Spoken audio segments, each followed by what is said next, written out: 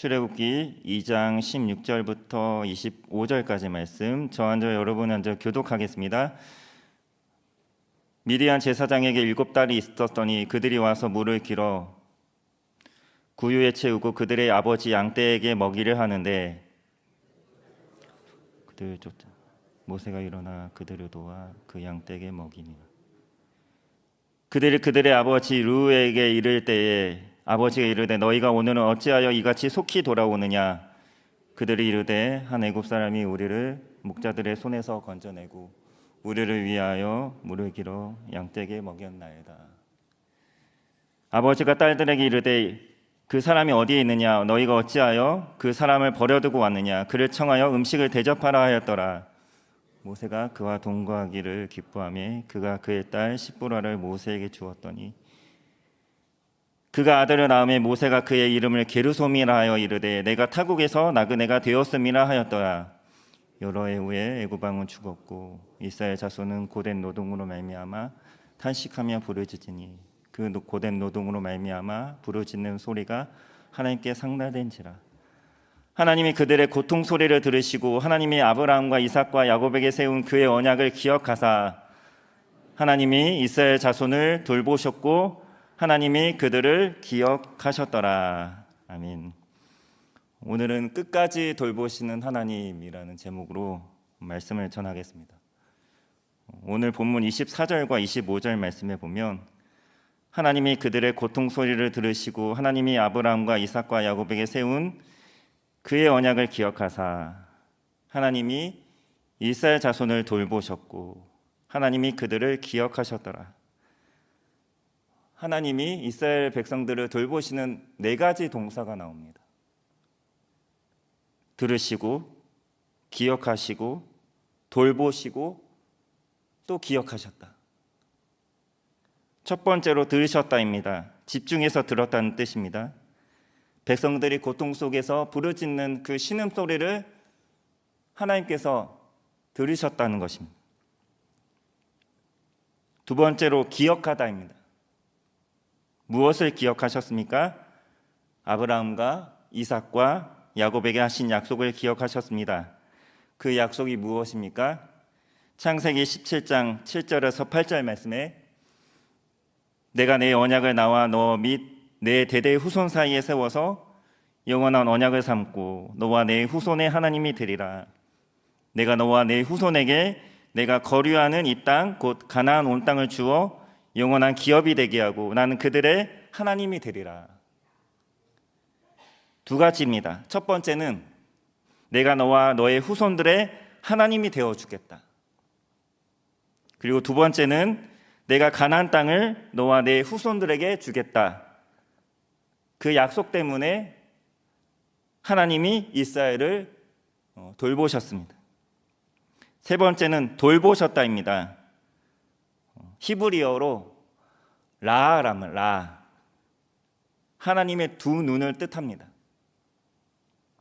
하나님의 두 눈으로 주목하여 보셨다는 것입니다. 네 번째는 두 번째와 똑같은 단어입니다. 기억하셨다. 앞서 기억하셨다는 우리가 보통 흔히 기억하다 할 때 remember, 영어로는 remember, 우리가 익히 아는 뜻의 기억하다는 뜻이고 뒤에 기억하셨다는 뜻은 understanding, 영어로 하면 understanding과 가까운 표현인데요. 이해하셨다, 이해해 주셨다라는 뜻입니다. 백성들이 애굽에서 고된 노역으로 인해 굉장히 힘들어했습니다. 하나님께서 그 백성의 고통을 이해하셨다는 것입니다. 얼마나 힘들고 괴로운지, 얼마나 원통하고 서러운지 다 이해하셨다는 것입니다. 그래 너희들 참 힘들지? 많이 힘들 거야. 그렇지? 그것을 기억하셨다라고 해석을 한 것입니다. 하나님이 나의 부르짖음을 들으시고 하나님의 약속을 기억하시고 나를 주목해 주시고 나를 이해해 주신다는 것입니다. 나에게 적용해 보면요. 하나님이 나의 부르짖음을 들으시고 하나님의 약속을 기억하시고 나를 주목해 주시고 나를 이해해 주신다는 것입니다. 사람들은 내 이야기를 잘 들어주지 않습니다. 가장 가까운 남편도 아내도 내 이야기를 안 들어줄 때가 있습니다. 오히려 가까운 사이보다 남의 이야기를 더 잘 들어줄 때가 있습니다. 남의 대소사는 잘도 기억합니다. 그런데 남편 생일, 아내 생일, 결혼기념일은 잘 기억 못합니다.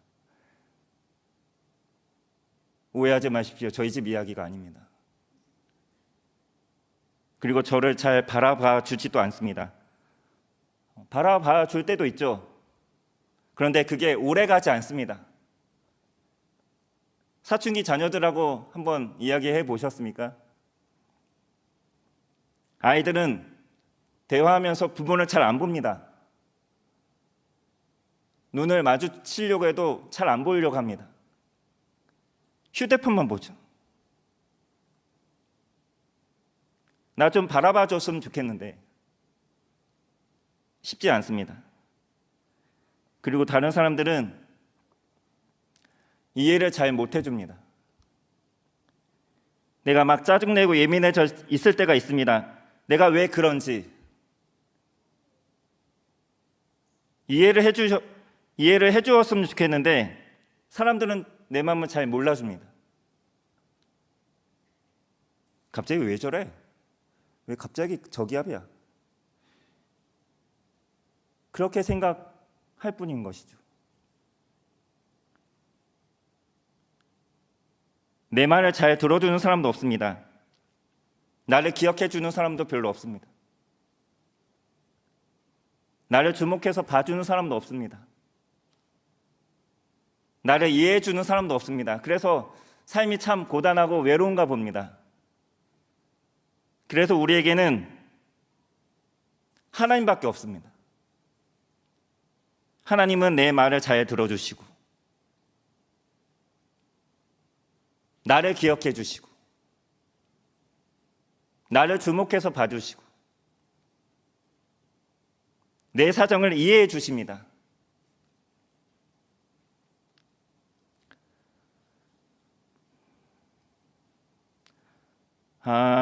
하나님 사랑의 눈으로 너를 어느 때나 바라보시고 하나님 인자한 귀로써 언제나 너에게 기울이시니 어두움에 밝은 빛을 비춰주시고 너의 작은 신음에도 응답하시니 너는 어느 곳에 있든지 주를 향하고 주만 바라볼지라.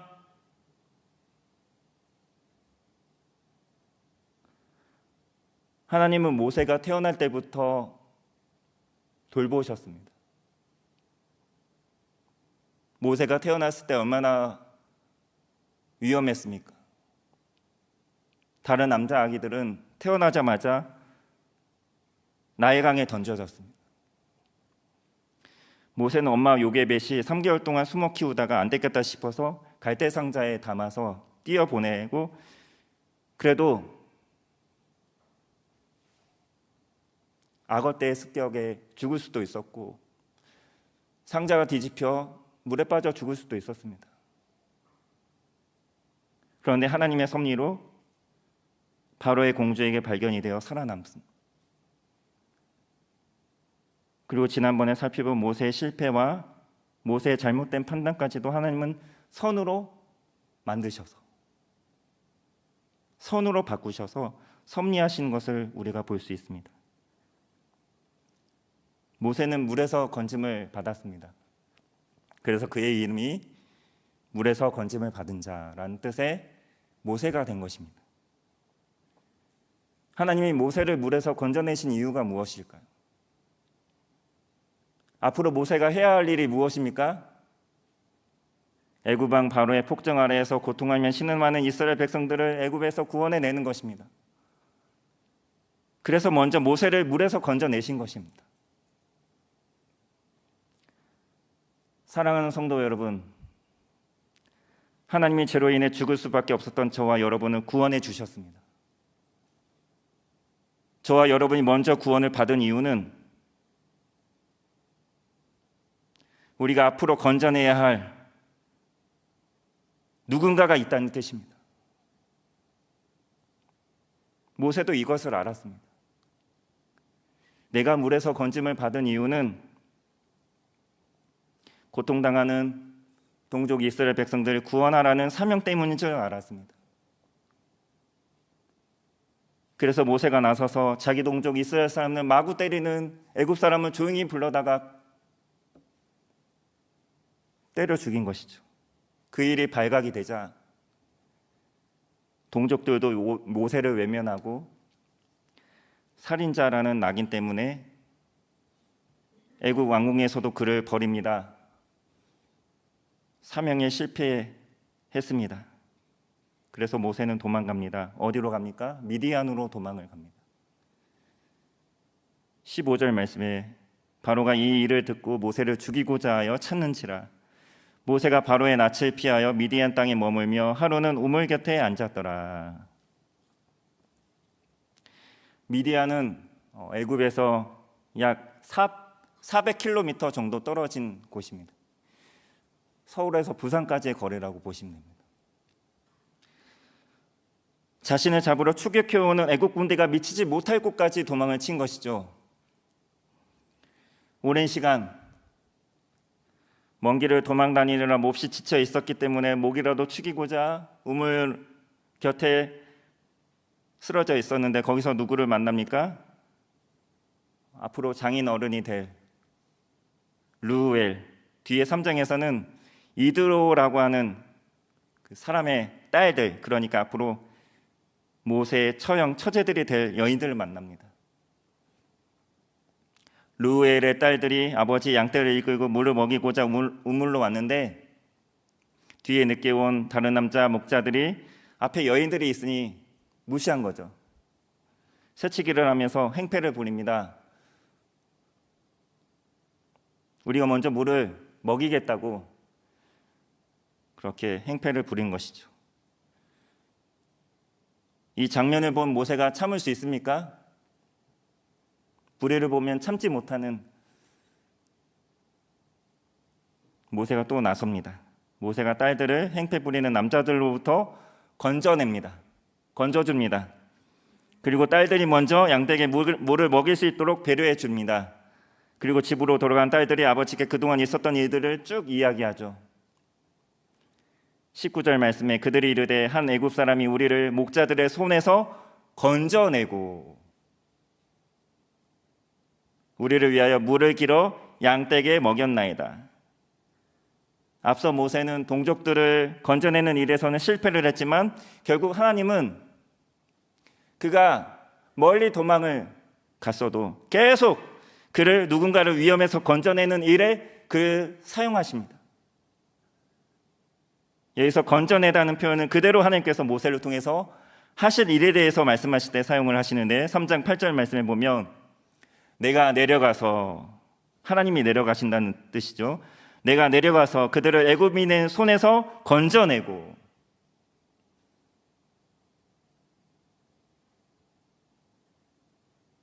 모세는 처음 그 일에 실패를 해서 도망을 칩니다. 이제 내 인생이 끝났구나. 난 다시 애굽으로 돌아갈 수 없고 내 인생 여기서 죽는구나 싶었는데 하나님은 모세를 포기하지 않으십니다. 계속해서 모세를 돌보셨습니다. 루엘의 초대를 받아 모세는 루엘 집에서 계속 거주하게 됩니다. 그리고 루엘 딸들 중에 십보라라는 여인과 결혼을 하게 됩니다. 그리고 두 아들을 낳습니다. 첫째 아들의 이름을 게르솜이라고 짓습니다. 내가 타국에서 나그네가 되었다라는 뜻입니다. 이 뜻을 다른 말로 하면 나는 애굽에서 쫓겨난 사람, 나는 애굽에서 도망친 사람이라는 뜻입니다.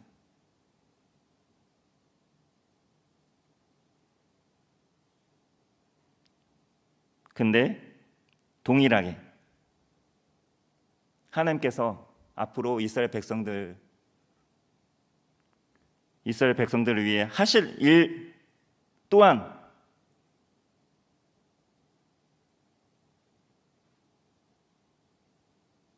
복선으로 숨겨 놓으십니다. 출애굽기 34장 11절 말씀에 보면 너는 내가 오늘 내게 명령하는 것을 삼가 지키라. 보라, 내가 내 앞에서 아모리 사람과 가나안 사람과 헷 사람과 브레스 사람과 히윗 사람과 여부스 사람을 쫓아내리니.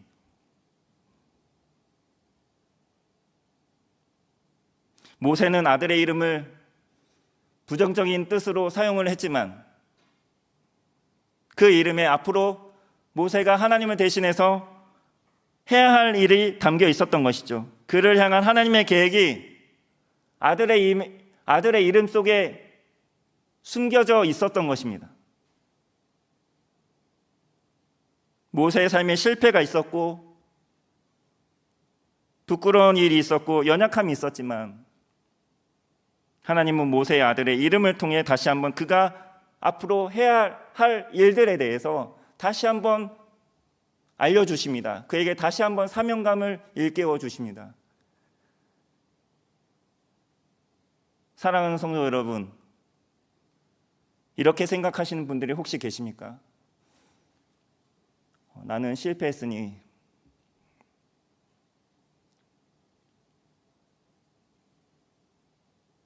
하나님은 과연 나를 주목하여 보실까? 하나님도 나를 더 이상 돌보시지 않겠지? 내가 이러이러한 죄를 지었는데. 그래서 하나님 앞에 감히 나갈 수 없을 것 같은데 이래도 하나님이 나를 사랑하실까? 봐주실까? 그런 의심이 드시는 분이 계십니까 혹시? 여러분, 모세는 사람도 죽였습니다. 그래도 하나님은 모세에게 시선을 한시도 떼지 않으셨습니다. 모세를 끝까지 돌보셨습니다. 태어나서 물에 빠져 죽을 것 같았는데 건져주셨고, 아무것도 없는 미디안 광야에서 목말라 죽을 것 같았는데 르우의 딸들을 통해서 그를 다시 살려주시고 계속 그의 삶을 돌보시고 살 곳까지 마련해 주시고 결혼도 하게 하시고 두 아들이나 낳게 하셨던 것입니다. 내가 이렇게 죄를 짓고 내가 이렇게 실패를 거듭하고 내가 이런 상황 가운데 있는데 하나님이 과연 나를 봐주실 것인가? 하나님이 과연 나를 사랑하실 것인가? 예, 그렇습니다. 사랑하십니다.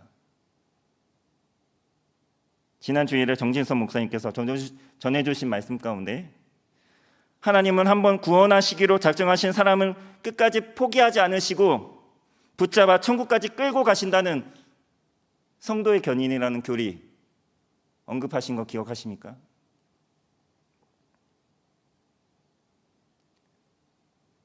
하나님은 죽을 때까지 저와 여러분을 돌봐주실 줄 믿습니다.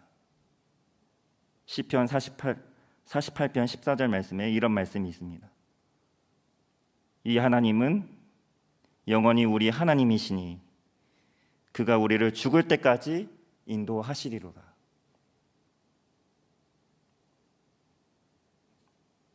하나님은 끝까지 나를 돌봐주십니다.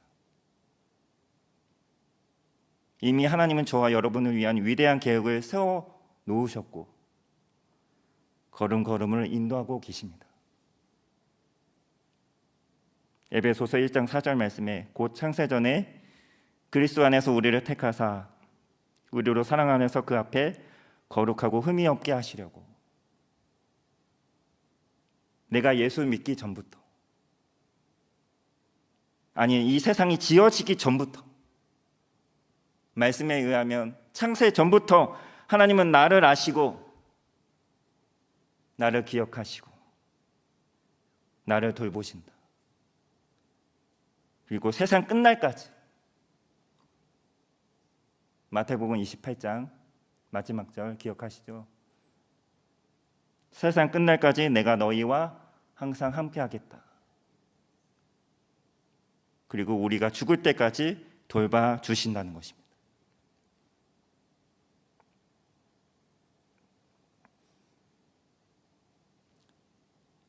한 가지 이야기로 말씀을 맺겠습니다.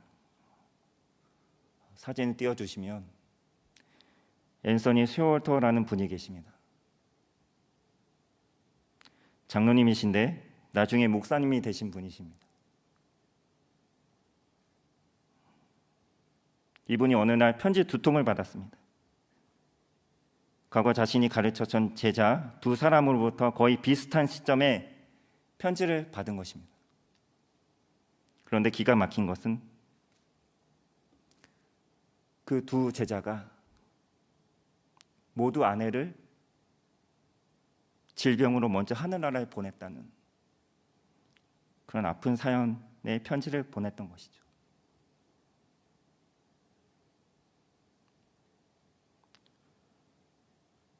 사랑하는 2 제자가 거의 같은 시기에 동일한 사별의 아픔을 겪었다는 소식을 듣고 목사님은 굉장히 마음이 아팠습니다.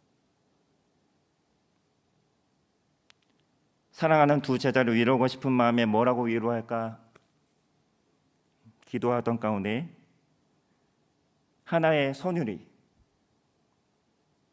그의 마음속에 흐르기 시작합니다. 주의 팔에 그 크신 팔에 안기세 주의 팔에 영원하신 팔에 안기세 주의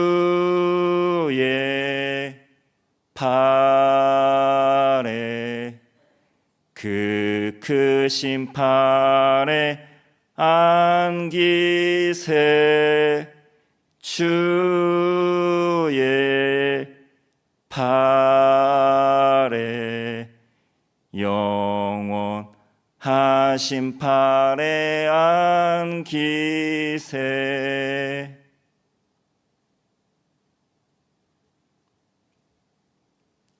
너무나 사랑하는 사람이 일찍 세상을 먼저 떠나서 내 삶이 무너질 것만 같고 내 삶이 크게 흔들릴 것만 같았는데 그럼에도 하나님은 나를 그 크신 팔로 그 영원하신 팔로 끝까지 붙잡아 주시고 돌봐 주신다는 것입니다. 사랑하는 성도 여러분, 모세가 아무리 실패를 거듭했어도 멀리 도망을 쳐도 하나님은 끝까지 그를 돌봐 주셨습니다. 우리도 마찬가지입니다. 내가 여러 번 실패하고 무너지고 넘어져도 하나님은 그분의 크신 팔과 영원하신 팔로 오늘 저와 여러분도 동일하게 끝까지 우리를 죽을 때까지 돌봐 주실 줄 믿습니다. 기도하겠습니다. 하나님 아버지, 오늘 말씀을 통해 하나님은 우리를 끝까지 죽을 때까지 지키시고 보호하시며 돌보시는 하나님이신 줄 깨닫게 하심을 감사를 드립니다.